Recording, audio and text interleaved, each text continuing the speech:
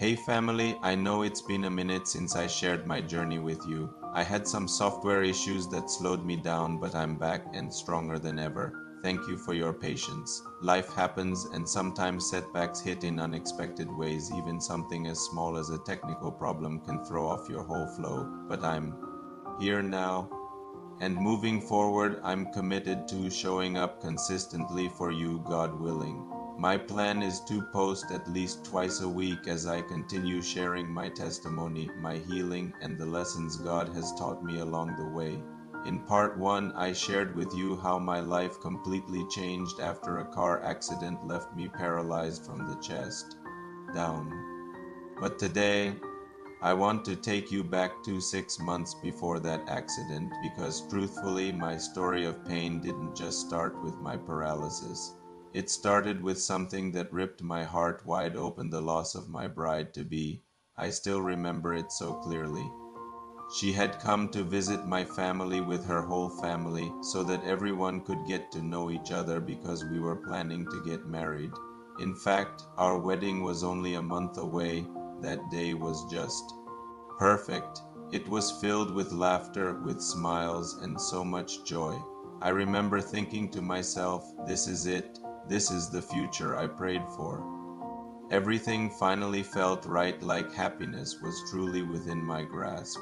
We talked about where we'd make our home, how many kids we wanted, all those great and little details that build a life together. It felt like the beginning of everything. But just hours later, after they had left our home and were driving back, tragedy struck. Their car was in a terrible accident, and out of everyone in that vehicle, my bride-to-be was the only one who died instantly on the scene. I can't even begin to explain the shock. One moment we were planning a wedding, picking out flowers and finalizing guest lists. The next moment I was standing in the wreckage of grief, realizing she was gone forever. All our dreams, all our plans, everything we had been building toward, taken away in a single night. Her death broke me in a way I didn't even understand at the time.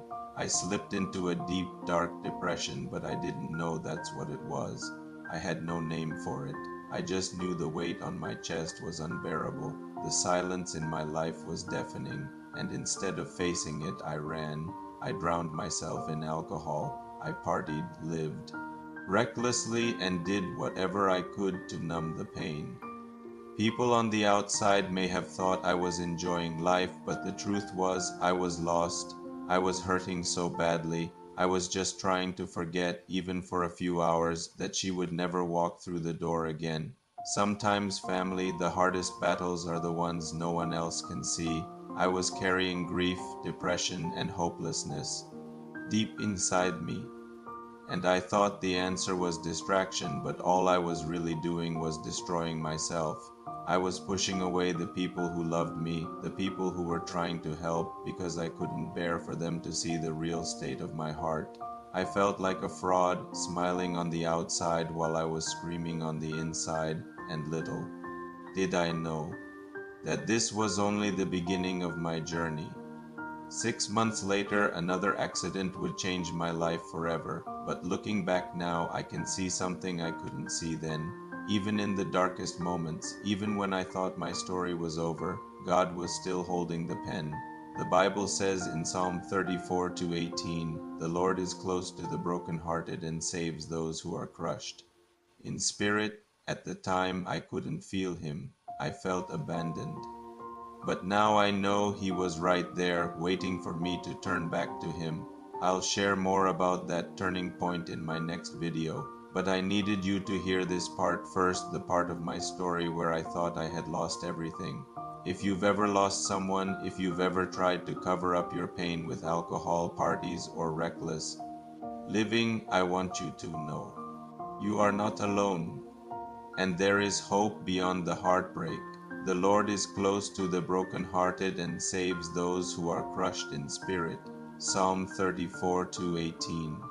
True Vibe family, stick with me, because what the enemy meant for destruction, God is now using for testimony. As the Bible says, what the enemy meant for evil, God meant it for good. Genesis 50:20. Thank you for staying tuned. Please subscribe and hit that notification bell so you don't miss the next part of this story. I'll see you soon. God bless you.